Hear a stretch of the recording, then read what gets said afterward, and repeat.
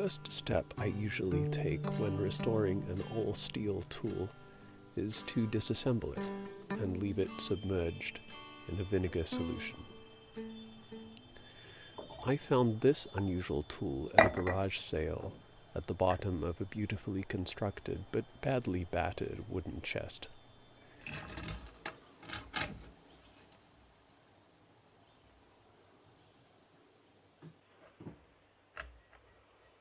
It consists of a hollow, heavy-duty metal housing intended to be mounted on a bit brace, with two angled blades, each held in place by a screw. Even though it has been rusting for who knows how long, disassembly took only minutes, and my hopes are high that this will be an easy restoration.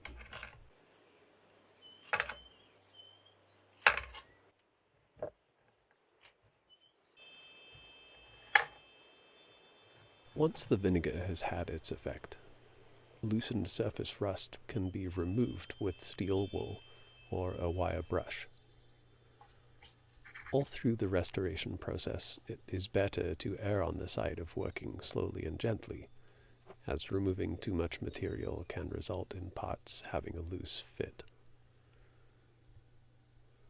Right away, I can see that the screws need relatively little work, unlike the blades, which appear to have rust that is more than just superficial.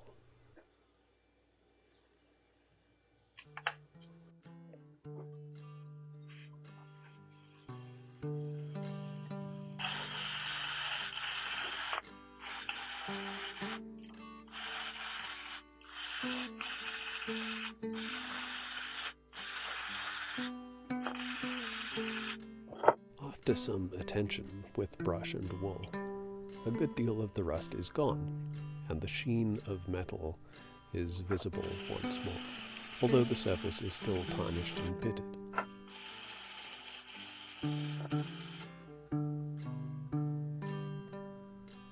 Now for a second soaking, but a shorter one in order to avoid excessive corrosion.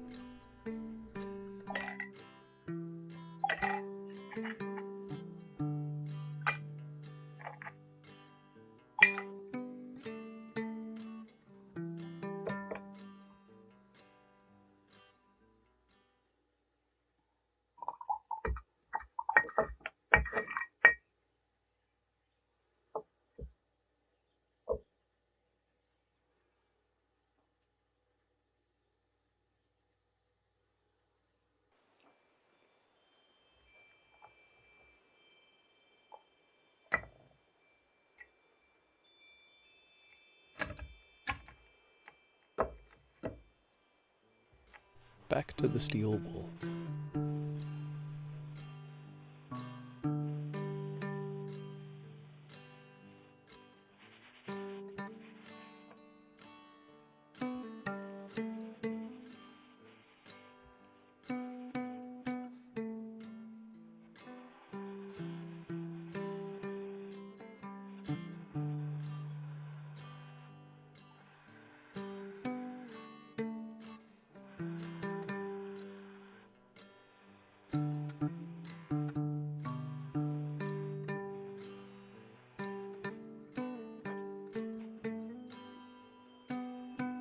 This time, enough of the tarnish comes off.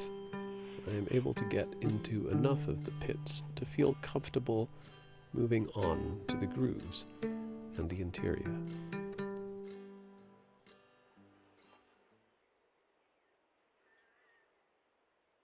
I need a file to remove rust from harder to access areas like these grooves, particularly when the finished surfaces need to be flat and the corners nice and sharp.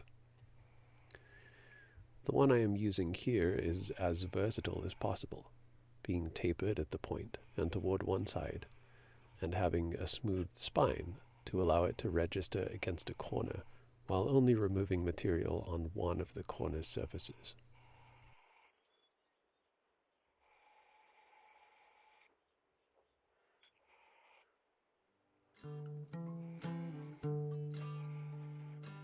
For the interior, I use a cheap firearm cleaning kit. spore cleaning solution assists the vinegar in loosening rust.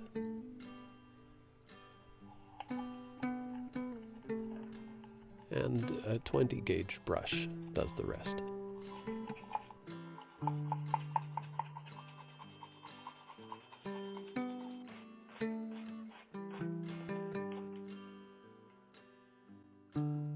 Up to this point, going had been pretty easy, but once I began the process of sharpening the blades, it became clear that they were in even worse shape than I had thought.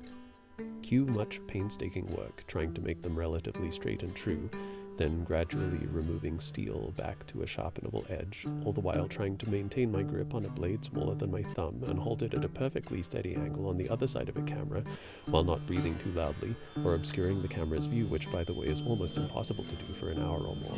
Then the camera runs out of space, so you take a break and charge it only to have the microphone run out of power, which you don't realize has happened until it has been off for 10 minutes, and then the biting flies and mosquitoes are everywhere to the point that you can't work more than a minute without stopping to brush them off until you just get fed up and turn everything off so you can finish your exacting task in relative peace. But let's skip that part. Reassembly is simple enough. Although the design of the tool makes it tricky to seat the screws and align the blades accurately.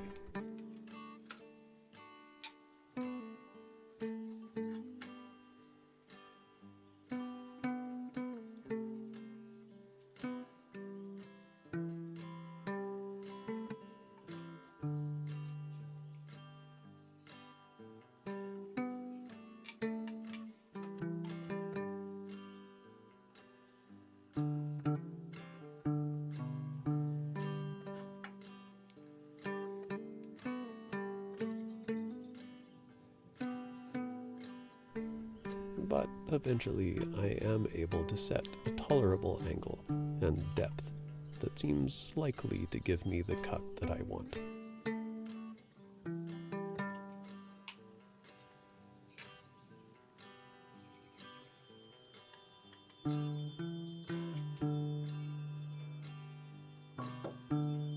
Time to test this thing out.